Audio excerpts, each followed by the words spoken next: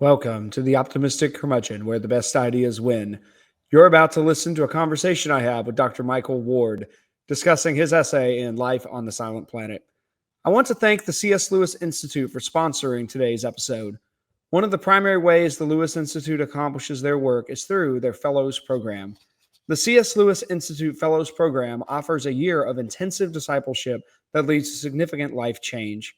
The Fellows Program focuses on discipleship of both heart and mind. It involves Bible study, classic readings, lectures, group processing, spiritual mentoring, and accountability, all in the context of a small group of like-minded believers. This year-long program is designed for those who want to live as fully committed disciples of Jesus Christ and make an impact for Him in the world. The 25-26 Fellows Program is accepting applications until April 15, 2025. You can find a link to the C.S. Lewis Institute's website in the show description. And now, this week's conversation on The Optimistic Curmudgeon. I'm your host, Josh Herring. Today, my guest is Dr. Michael Ward, author of the award-winning and best-selling Planet Narnia, The Seven Heavens in the Imagination of C.S. Lewis from Oxford University Press, and of After Humanity, a guide to C.S. Lewis's The Abolition of Man with Word on Fire Academic. He is the co-editor of the Cambridge Companion to C.S. Lewis with Cambridge University Press. Dr. Ward is also an associate member of the Faculty of Theology and Religion at Oxford University and a professor of apologetics at Houston Christian University. Dr. Ward, welcome to the Optimistic Curmudgeon. Thank you very much, Josh. By the way, I've been wondering, is the Optimistic Curmudgeon named after Puddleglum? I would love to be able to say yes to that. Certainly, Puddleglum resembles our namesake in a couple ways. The show is really named for the founder and chief supporter of the show, Mr. Bob Luddy. He's kind of my inspiration of thinking who is an optimistic curmudgeon, because Bob is simultaneously very glum about the state of affairs in the world, but he's endlessly optimistic about the possibility of education and starting new institutions. So those two qualities together, and I suppose they're both present in Puddleglum now that I think about it. Absolutely. Yes. No, I mean, he could be the spirit animal of this podcast, even if he's not the patron and founder. Oh, perfect. I'll keep that in mind if I ever get around to building an Optimistic Curmudgeon merch store. We should definitely work Puddleglum in somewhere. Excellent. Well, Dr. Ward, I'm really looking forward to our conversation today. I know just for the sake of our audience, we're getting together to discuss Dr. Ward's essay in Life on the Silent Planet. Let me make sure I get that title completely correct. That's Selling the Well and the Wood, That Hideous Strength and the Abolition of Matrimony. Now, your essay is in the section on that hideous strength, and I was hoping you could start us off with sort of summarizing that hideous strength for our audience, because I think despite it being a contender for one of Lewis's best novels, it's possibly one of his least known novels. I'm sure most of my audience is very familiar with the Chronicles of Narnia, and hopefully many of them have started Out of the Silent Planet, but it would probably be helpful to summarize that hideous strength to orient our conversation. Yes. Well, it's a hard book to summarize, not only because it's very long, but also because it's very diverse and rather complex. Some people say rather overstuffed, in fact, though I think it's a glorious novel, one of my favorite things Lewis wrote. And indeed, he said that it was his favorite, I think I'm remembering this correctly, his favorite among the three books of the Ransom Trilogy. He thought that Perelandra was the best of the three, but that Hideous Strength was the favorite of the three, as far as he was concerned. So it is the third of three books, all about this Cambridge philologist called Elwyn Ransom, who in the first book of the trilogy, Out of the Silent Planet, goes to Mars and has adventures there. In the second book, he goes to the planet Venus and has adventures there. Then in the third book, which is set on Earth, Ransom has become a kind of head of a little resistance movement within 20th century England. And he, with his followers, is endeavoring to preserve the sort of the soul of England, what in Arthuriana would be called Logres, against the depredations of an evil institute, the National Institute for Coordinated Experiments, which is this villainous outfit of pseudo-scientists and sociologists and political types, all of them, as it happens, rather unwittingly, or at least some of them unwittingly, under the control of demonic influence. So it's a spiritual warfare kind of novel, in fact. And aside from Ransom, the two main protagonists are a young married couple called Mark and Jane Studdock. And Mark is gradually drawn into the orbit of the NICE, this National Institute. They want to control him, not so much for his sake, but because of his wife, Jane, who has the gift of clairvoyance. She can see things. And one thing that she does see, or that she dreams, is that under Bragdon Wood, this ancient grove, is the sleeping body of the ancient magician Merlin, again from Arthurian legend. Now, I won't go into all the details, of course, because it's far too long. The book, in fact, is longer than the first two books in the trilogy put together. And that may not be an accident, by the way. We could come back to that possibly.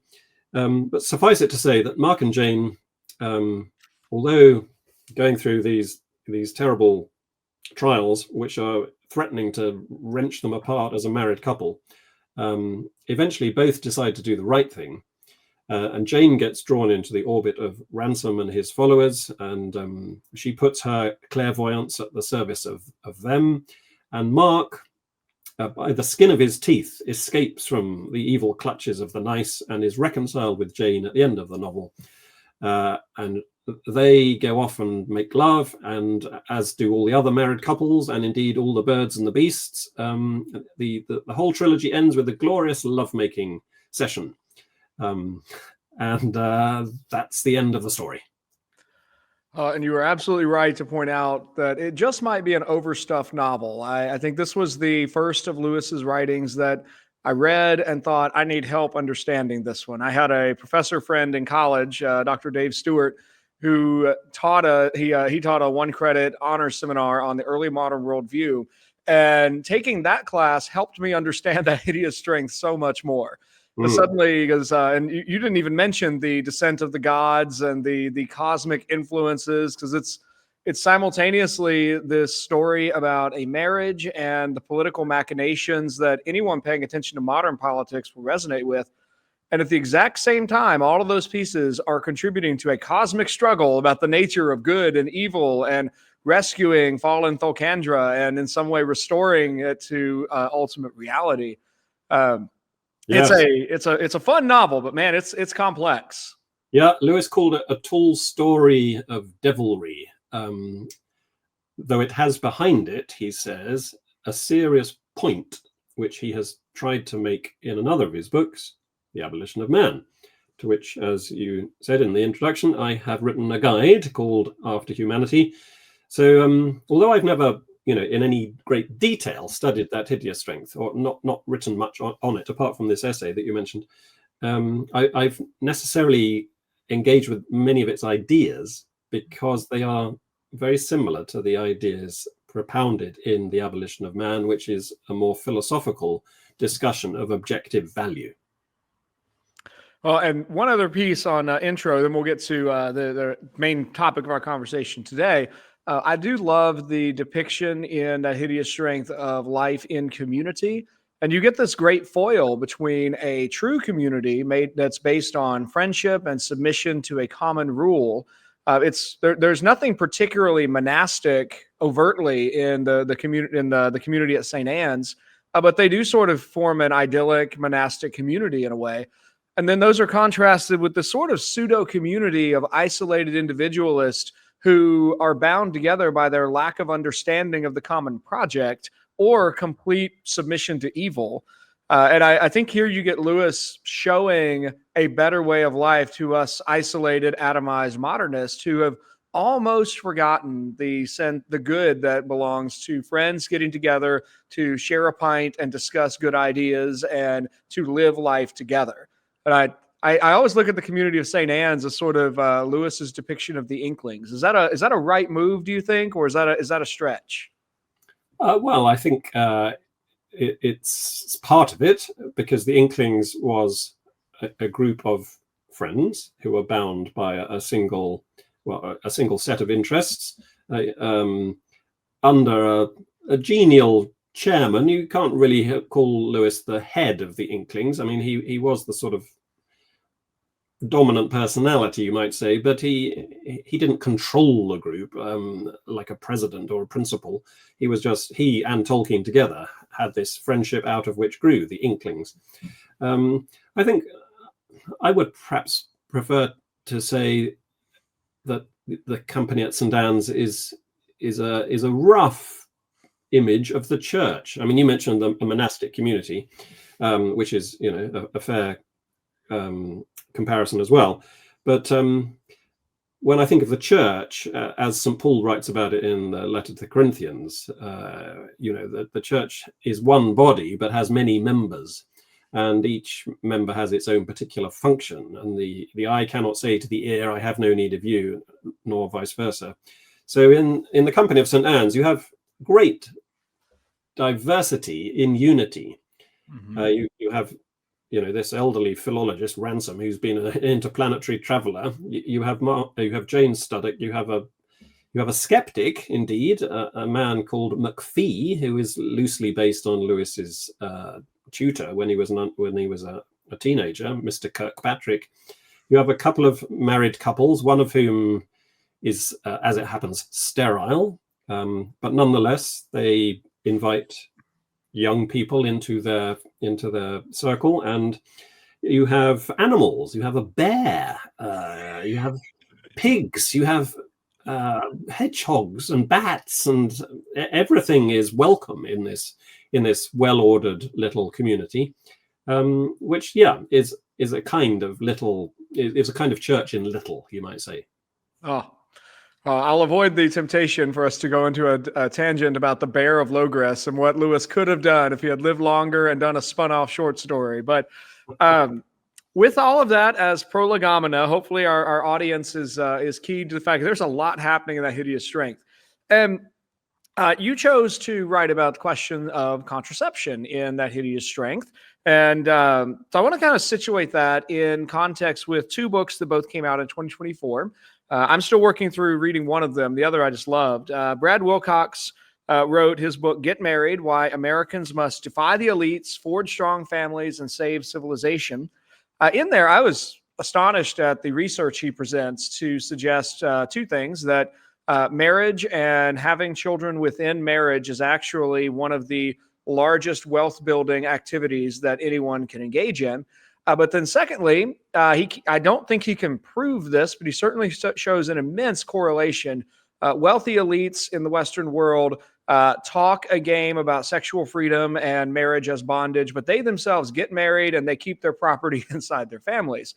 I thought that was very interesting. And then I ran into Catherine McCulloch's wonderful book, Hannah's Children, The Women Quietly Define the Birth Dearth. And in that book, she explores not necessarily directly the question of contraception itself, but our position today where really fertility is not an assumed good. It's rather a choice that a woman must make, whether she will follow her natural fertility or whether she will control it, and to what extent, and so on. And so she looks particularly at women who choose to have more than 5 children, and then what's involved in that choice. So I think both of those are pointing to the fact that the question of contraception and the question of marriage, both of those are vital for the continuation of the West as a distinct civilization.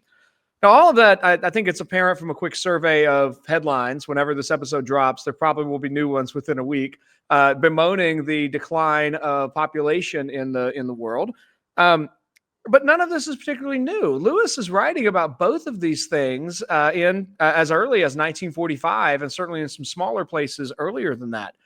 So what's happening with Lewis? How did Lewis see this as a problem then? Was this related to ongoing conversations that were happening in England? What's happening in the conflux of issues that Lewis then chooses to work in as a running thread in that Hideous Strength? Yeah, it really was the hot topic of the first quarter of maybe the first half of the 20th century. As in the 1960s, everybody began talking about abortion, divorce, homosexuality, and as in the 2010s, people began talking about same-sex marriage, and as today, we are now all talking about transgender issues. So back in the first few decades of the 20th century, everybody was talking about contraception. It was the hot topic of the day. And you had people like H.G. Wells and Julian Huxley propounding a kind of revisionist attitude, saying contraception is a good thing, we need it. Indeed, it was enough of a topic that you even get at least one reference to it from Queen Victoria herself. I read her correspondence with Alfred Lord Tennyson, the poet, and somewhere in that book, we find the Queen referring to what she called anti-conception devices or habits. She didn't use the term contraception, anti-conception. Anyway, against Huxley and Wells, there were people like G.K. Chesterton saying, no, contraception is a bad thing and procreation is a good thing. Indeed, we have a slightly unexpected example of someone who opposed contraception in the figure of George Orwell. In his, I think it's a 1933 novel, 1936, something like that, Keep the Aspidistra Flying. The main thrust of the story is about how this young couple, Gordon Comstock and his girlfriend, are feeling under pressure to contracept their relationship. And from Orwell's point of view, it's a very bad thing. It's just a way that the rich can control the poor. And Chesterton makes this point. If you were running a big industry or business or something, who would you rather have in your workforce and have to pay their salary? A man with no children or a man with 4 children or even 8 children? Of course, from the point of view of business enterprises, the fewer children your employees have, the more you can grind their nose into poverty. So there are all sorts of economic and political and social considerations surrounding contraception long before we get to the purely moral, let alone the marital and so on. But Lewis first makes a reference to contraception in 1933 in his book, The Pilgrim's Regress, which is the first book he wrote after he became an adult Christian. And he there subtly satirizes contraception through the mouth of a character called Mr. Sensible. And we're not meant to be on the side of Mr. Sensible because he's far too self-serving and prudent for his own good. And you might remember that later on in the Narnia books, Susan is rather critiqued for being the sensible one of the family. Being sensible in that kind of self-protective way is not a good thing in Lewis's book. But anyway, the reason I think that Lewis got onto it as a topic in the early 1930s, and why it really sort of blew up as a topic in the 1930s, which is why Orwell got onto it as well, was that in 1930, the Church of England, or rather the Worldwide Anglican Communion, at its Lambeth Conference of Bishops, the Anglican bishops used to meet and still do meet every 10 years. At the 1930 Lambeth Conference, they voted to slightly revise Anglican teaching on contraception, which until that point had been wholly against it. But in 1930, the Anglican bishops opened a door, just a teeny tiny crack to contraception. So in some limited circumstances, among married couples only, certainly not amongst the unmarried, contraception might be justifiable, but it mustn't be used for purposes of selfishness and convenience and luxury, but for much more high-minded principles. But generally speaking, even in 1930, the Church of England, the Anglican Communion was still largely against it. And Lewis, in a later letter, said that he would not like the task of defending contraception against an almost unbroken tradition of Christian disapproval of it. He says in one place that he's never laid down a general rule about it. He says he's not prepared to say that it's always wrong, but he never says that it's right. His comments about contraception are always either studiedly neutral or negative. He never says that it's actually a fine and dandy thing to do. Anyway, bringing it all back to that hideous strength. What's it got to do with that hideous strength? Well, as I said, the first book in the trilogy takes us to Mars, and Mars, of course, is the traditionally masculine god. The second book takes us to Venus, and Venus is the archetypally feminine spirit. So in the first two books, Lewis is establishing these sort of cosmic principles of masculinity and femininity.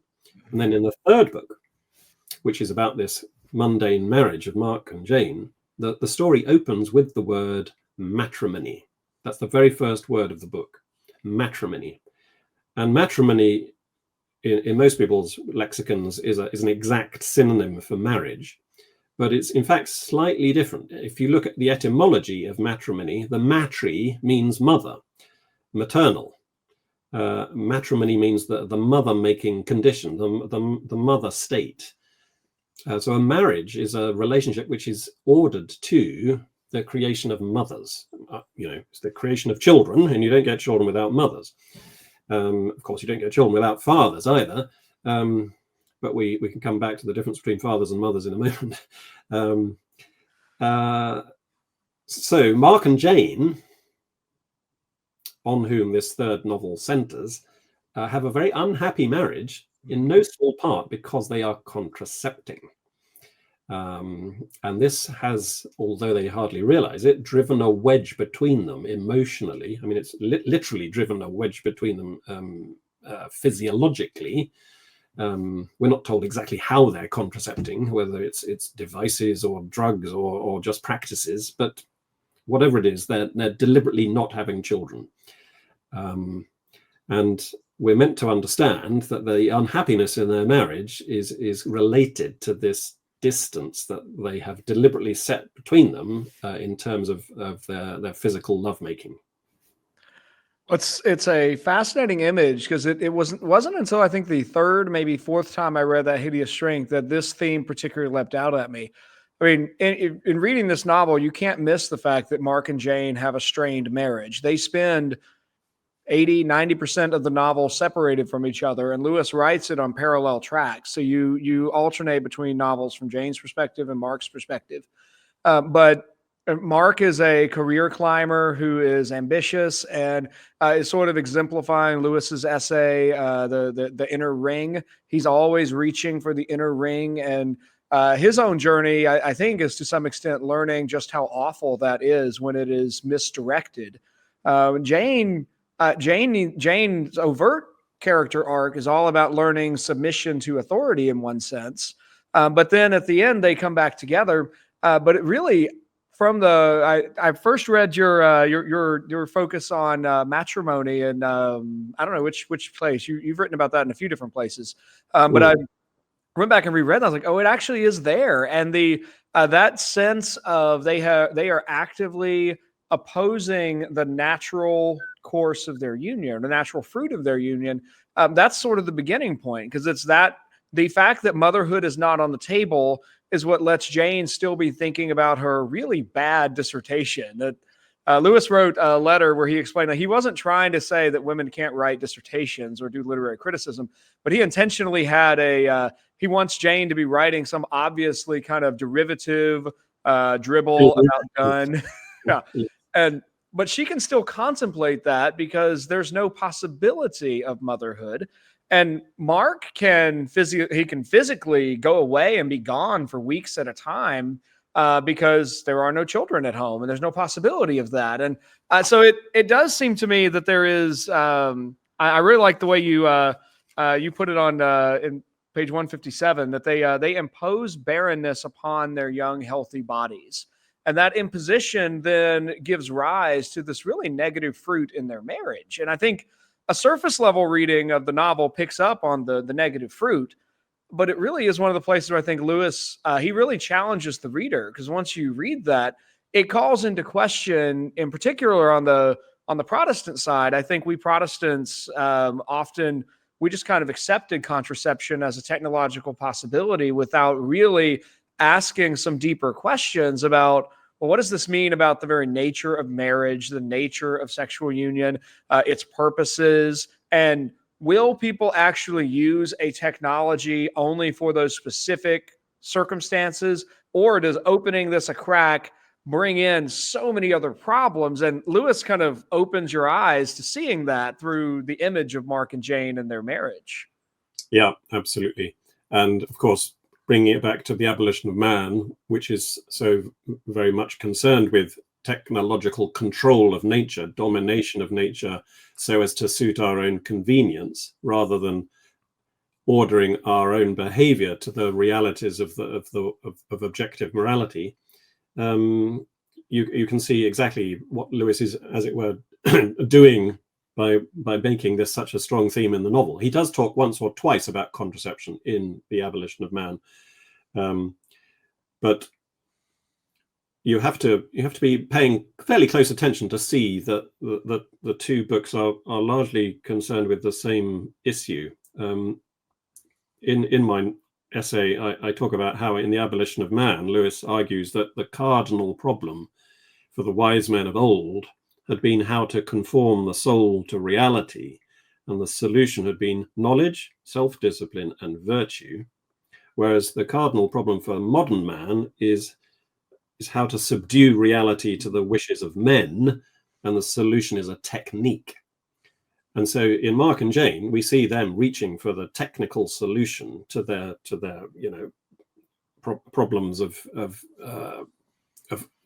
interpersonal relationship by reaching for contraception rather than learning self-control, discipline, knowledge, and all the other virtues that ordinarily would govern the sexual conduct of a married couple.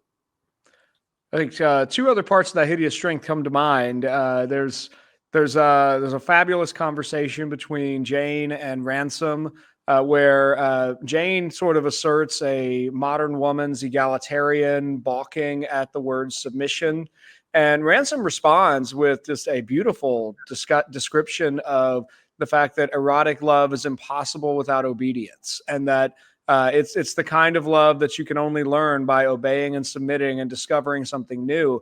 But the one who says, I will never submit, really loses any access to the good that can be found through that submission. And that really sits with Jane and seems to be part of her transformation. But then I also love the moment where Merlin comes into the story. And of course, that's just part of Lewis's genius in this novel. Like suddenly we've got a circa 400s, 500s AD, early medieval Christian pagan wizard who's still about 50% pagan, but he's Christian, and those two things are in tension with this character. But his biggest shock is not electricity or the automobile; it's the fact that Mark and Jane make, as he puts it, employ the usages of Solva in their marriage, and he says there's that for hundreds of years, God has been sovereignly manipulating the timeline and the bloodline to bring forth the next Pendragon, and that Pendragon has been put off by their use of contraception and will never be born now.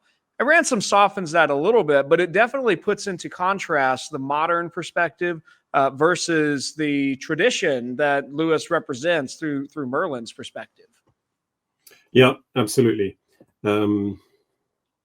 And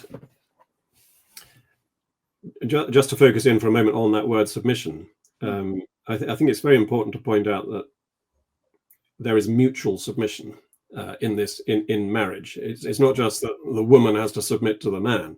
The point is that both man and woman, both husband and wife, have to submit to objective reality, objective value, which always takes the shape of eventually some kind of suffering.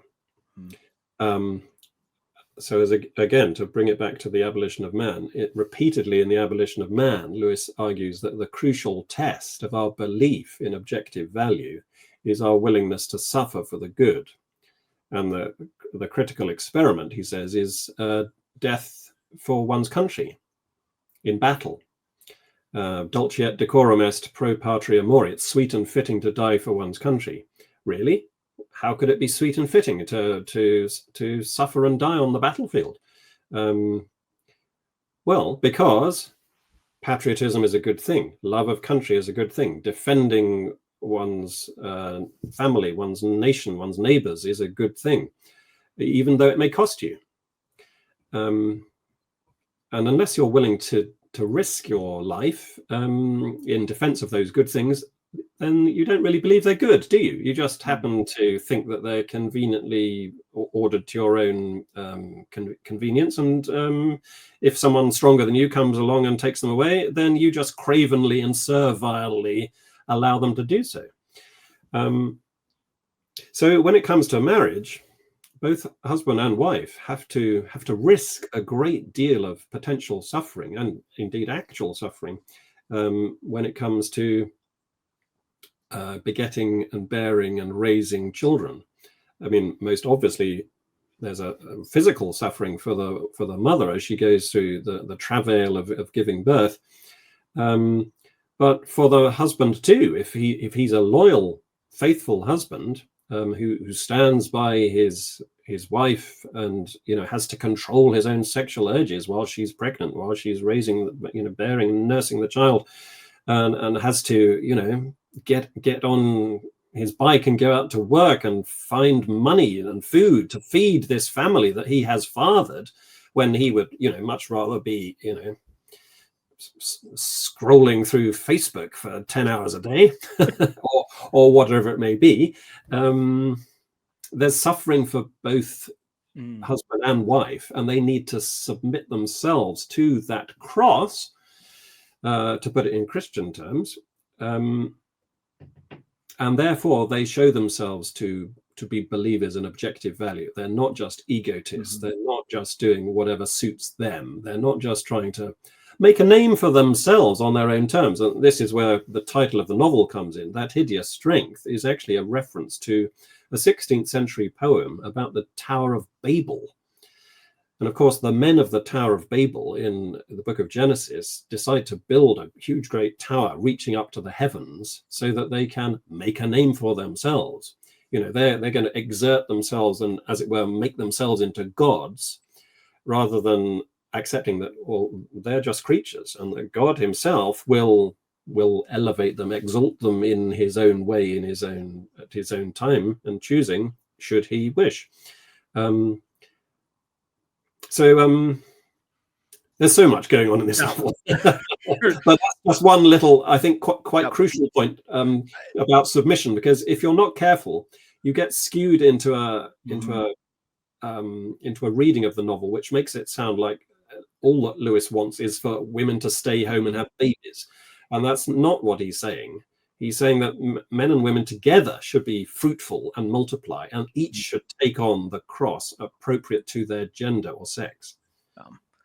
No, I'm glad you brought that up, because it really is, I think, crucial to there are, I won't name them, but there are scholars who really like to attack Lewis as against women, and I think it's a misreading of Lewis in general to try and paint him as a feminist. There are folks who try to do that too, but Lewis locates that discussion of submission inside Ransom, explaining that he himself submits to the Eldilla, who submit to Mal-Eldil. And it's part of Lewis's construction of reality as being hierarchical, that everyone is oriented towards submitting to those above And the authority that they have to command those below is an authority that is governed by love.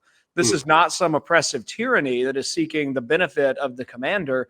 This is a truly hierarchical structuring of reality that is oriented towards the good and moves by love upwards and downwards.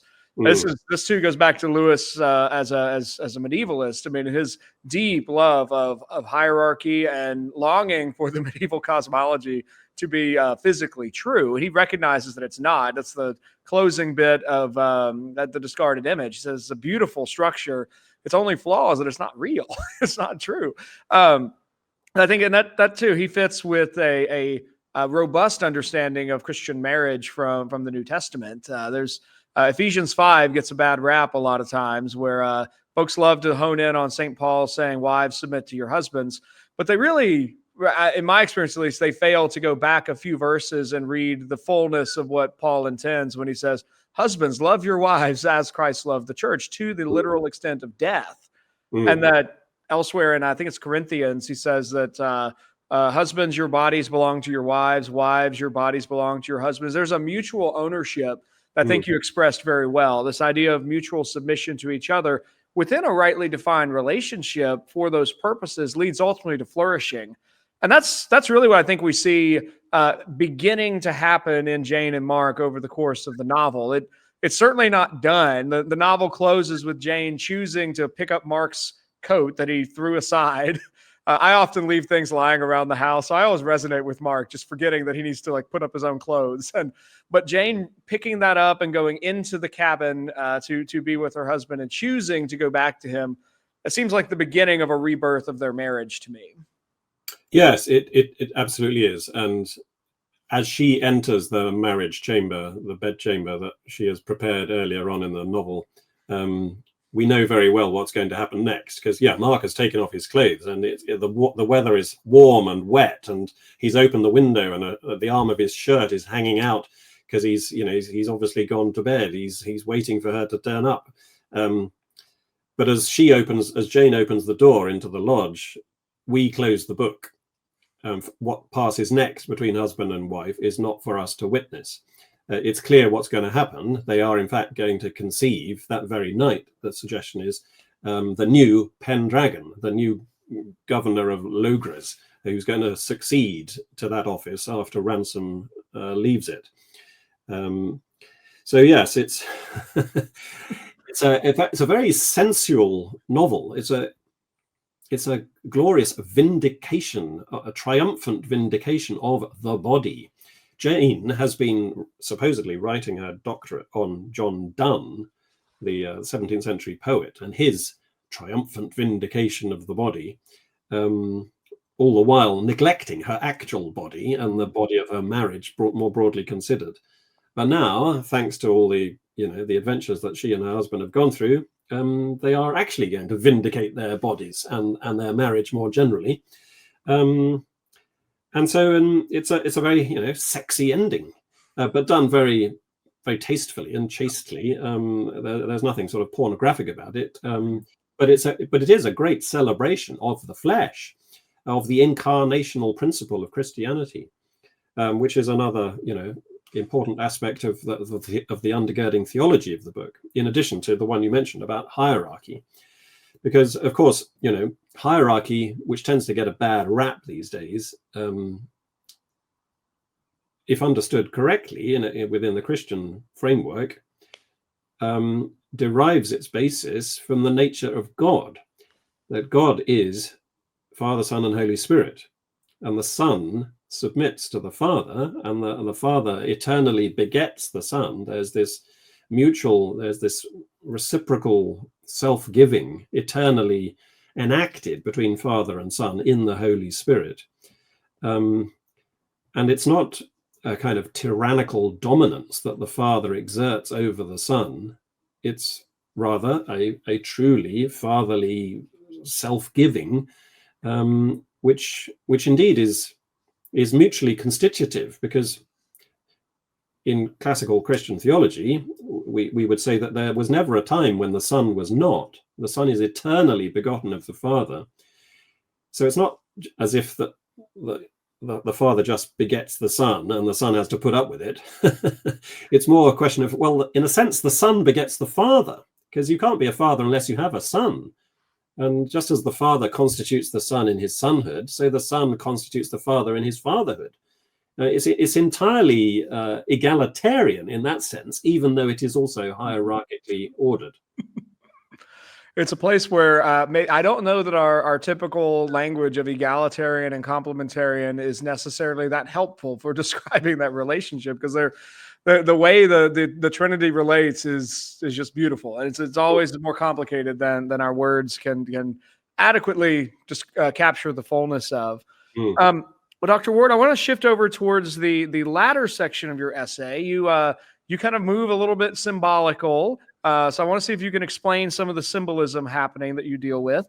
You focus on the sale of Bragdon Wood, and you kind of build an argument about here's what is going on a symbolic level. And I wonder if you could also speak to what's going on with the Henrietta window and the changes in the Henrietta window. So we've got sort of the college is selling Bragdon Wood, but they've also got this window that has been marred, has been destroyed, and seems to be significant in some key way. What's happening on a symbolic level with the sale of Bragdon Wood and then changes to the Henrietta window? Yeah, there's a lot there to unpack. This answer is going to be very long. It's okay. But yeah, in my essay, I unpack what I believe to be the intentional symbolism of this wood, Bragdon Wood, which is this enclosed woodland, and underneath it is where Merlin is sleeping in this centuries-long sleep. And the villains of the Nice want to possess this wood. They want to buy it from its owner, Bracton College. And eventually, Bracton College decides to sell the wood. But why? What's the symbolism of the wood? Well, it's not just a wood. It's also a well. It's called Merlin's Well. And the woodland area is on the banks of a river. And we're told that the woodland is very nearly waterlogged. So you've got the river, you've got the well, you've got the waterloggedness of this enclosed woodland area. Now put all those things together, and you have, if you understand medieval Renaissance poetry and Lewis's approach to it, you have a clear symbolic representation of masculinity and femininity together. Masculinity symbolized by the trees, something that is tall, hard, erect, perpendicular. Need I say more?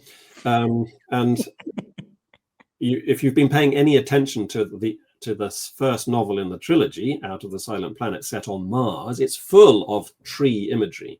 Mm-hmm. Whereas in Perelandra, the second novel, it's full of watery imagery. It's a marine world.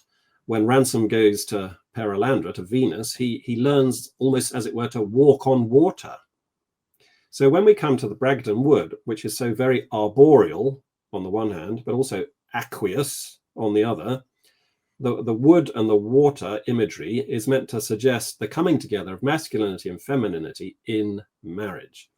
Now, the fact that Bracton College is under pressure to sell this wood is meaningful. You know, that's not an accident. They are selling it. They are cashing in on it to the Nice, the villains of this institute. Now, what does that mean symbolically? To sell marriage down the river, as it were, is to give up on its innate, intrinsic, objective value and begin to tinker with it, to manipulate it to serve one's own selfish ends, rather than submitting to its objective realities. So that, I hope, answers your question about Bragdon Wood. As for the Henrietta window, well, it is through the Henrietta window that the fellows of Bracton College look out onto Bragdon Wood. And this window is referred to several times by name, and we're told that it's called the Henrietta window because Queen Henrietta Maria, who was the queen of King Charles I in the 17th century, she, we're told, came to Bracton College and carved her name on a pane of this window with a diamond. And it's been known after her ever since. But eventually, because Bragton Wood is destroyed and bulldozed and all sorts of mud and detritus is thrown up against the walls of the college, eventually they board up the window and they obscure the view of the wood altogether. In other words, the fellows of Bracton can no longer even see marriage as symbolized by the wood. Their vision of marriage has been completely obscured. And why would Lewis call it the Henrietta Maria window? Well, because Henrietta Maria and Charles I of England had a famously happy marriage. They had 9 children, and their marriage was famously happy, and it was immortalized in several paintings by Van Dyck. And also, interestingly, Henrietta Maria was a Catholic, and King Charles I was an Anglican. So Lewis is, as it were, gesturing to the fact that Anglicanism, his own Anglicanism, once had an understanding of marriage, which is now being overthrown gradually, little by little. The camel has got his nose into the tent. The Catholics, on the other hand, are still retaining the traditional Christian understanding of marriage, which Lewis knew about well from his fellow inkling, the Catholic Tolkien, but also because in the very same year that the Anglican Church revised its teaching on contraception in 1930, the Pope at the time put out a document called Casti Connubii on chaste marriage, in which he very thoroughly restated traditional Christian understandings of marriage. So I think Lewis is not saying we all have to become Catholics in order to hold to this tradition of Christian teaching. We just need to realize that this has been the unbroken tradition of Christian teaching until 1930. And so very, very subtly, the involved imagery of the window and the naming of it after Queen Henrietta Maria gives you all that, I think. Well, Dr. Ward, I have to tell you, I don't think that was not too long of an answer by any stretch. That was a great answer. And just in case any of our listeners and viewers are worried that they don't need to read your article now that they've watched this episode, I just want to mention that's not true. I have literally skipped half of my questions during our conversation today because Dr. Ward is so great at many things. And one of those things is packing so many different analytical points into his writings. So hopefully this has been, I'm enjoying our conversation today. I hope our viewers and listeners are, but there is a lot more that we've not discussed today in the actual essay. I do want to note, as you were describing that, those 2 images, it occurs to me that it may also be significant that those take place in perhaps Lewis's most realistic setting in the entire novel. There are portions of the novel that are very cosmological, very fantastic, but I have the great fortune to work for a startup college that does not yet have customs of faculty meetings that are terribly rigid. And I've talked to a couple of professor friends and told them, that's just not my experience of faculty meetings. And they look at me and they're like, no, you just don't understand. Like, that's Lewis captured every tenured academic's experience with university hierarchy in those scenes. And so it seems somehow significant that he doesn't put this symbolic discussion or symbolic representation of what happens when an institution has sold marriage up the river in some kind of fantasy imaginative space.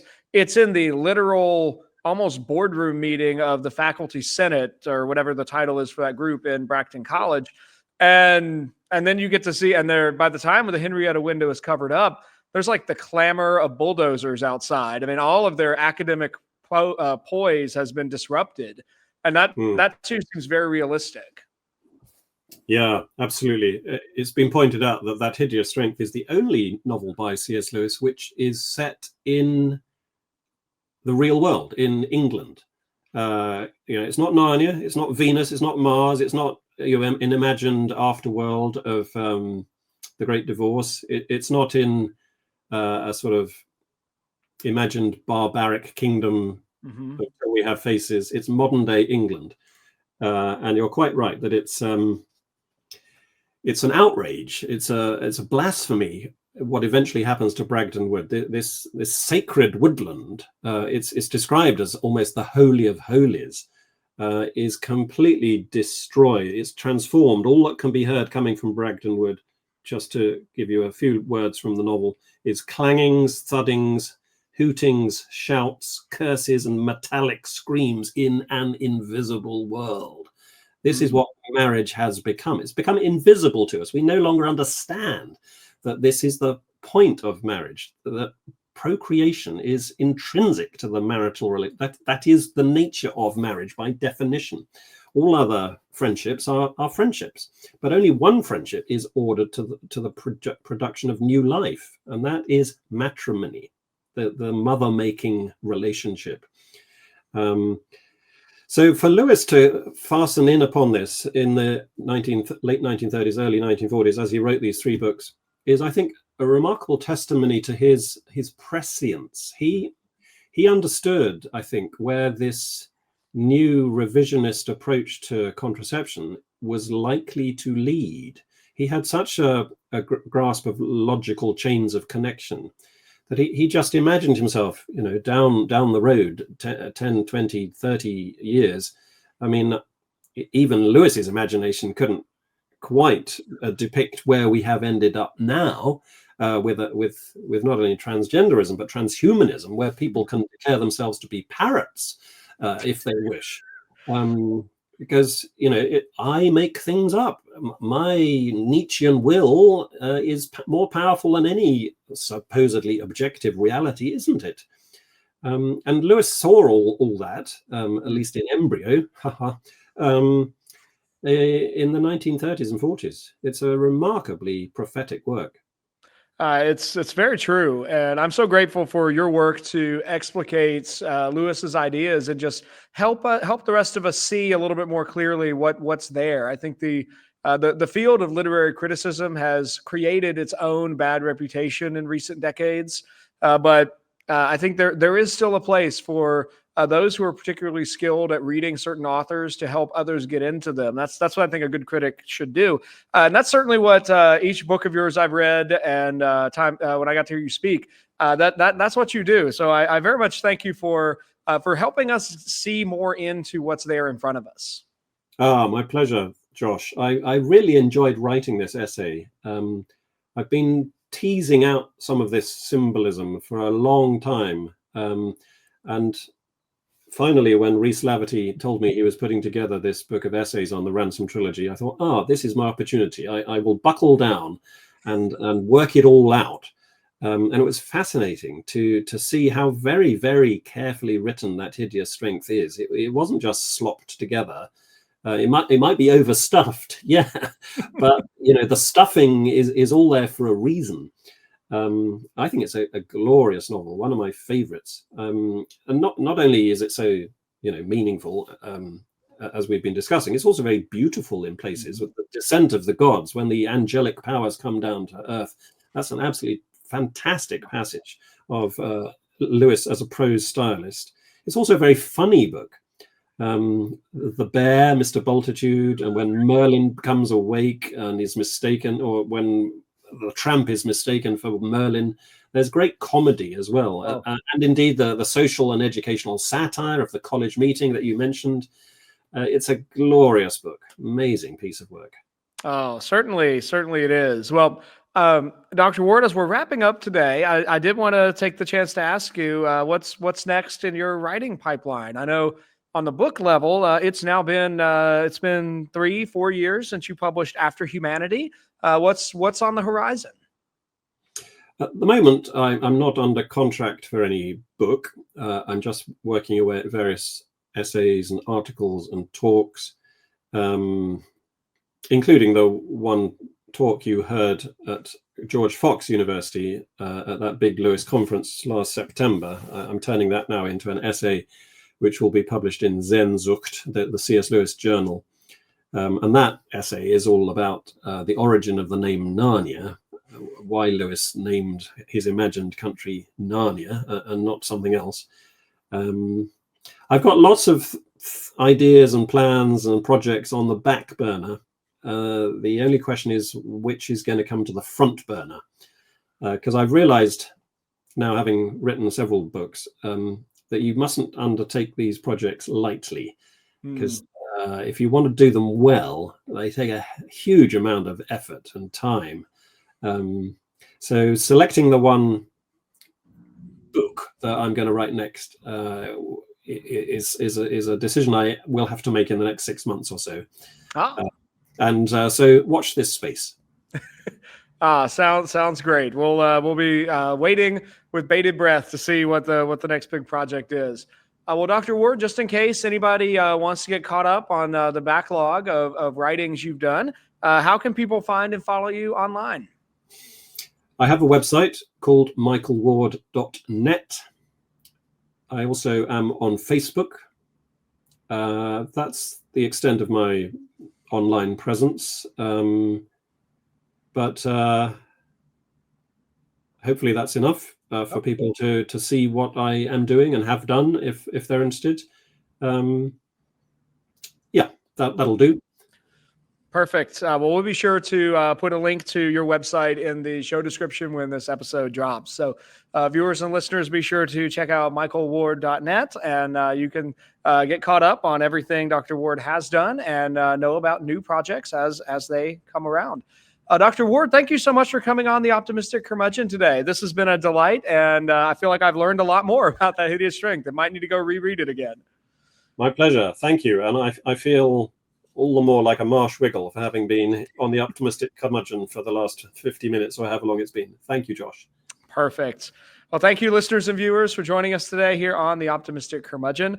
My guest has been Dr. Michael Ward, and the book is Life on the Silent Planet, Essays on Christian Living from C.S. Lewis's Ransom Trilogy. You've been listening to another episode of The Optimistic Curmudgeon, where the best ideas win. I'm your host, Josh Herring. I hope you enjoyed this episode. If so, please do find and follow us on X and on YouTube. On X, you can find me as @TheOptimisticC3, and on YouTube, just search for Optimistic Curmudgeon. We want to make sure that you have the ability to find and follow all of our content. And then if you're looking at the show description, you'll see links to any resources that were referenced in the show, as well as the sponsors for this episode. Please do check those out. We are very grateful for a variety of different institutions in helping to make this show possible. Until next time, seek the good, enjoy the true, and live the beautiful.